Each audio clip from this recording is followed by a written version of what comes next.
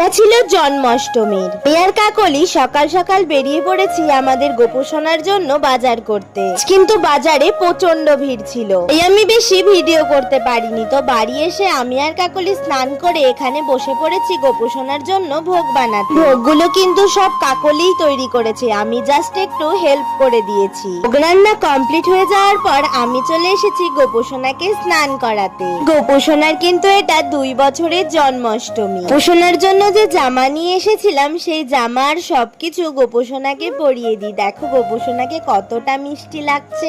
ভোগগুলো এখানে রেডি করে সুন্দর করে গুছিয়ে দিয়েছি, আর আমাদের কিন্তু পুজো করাও কমপ্লিট হয়ে গেছে। ছোট্ট গোপোষণাটাকে দেখো চুপটি করে বসে আছে। আর তোমরা কে কে বাড়িতে জন্মাষ্টমী করেছো অবশ্যই কমেন্টে জানিও। গোপোষণাকে কিন্তু নিজের হাতে না খাইয়ে দিলেই নয়, গোপোষণাকে কিন্তু প্রতিদিন আমাদের এইভাবেই খাইয়ে দিতে হয়। তো সবাইকে আমরা এখন প্রসাদ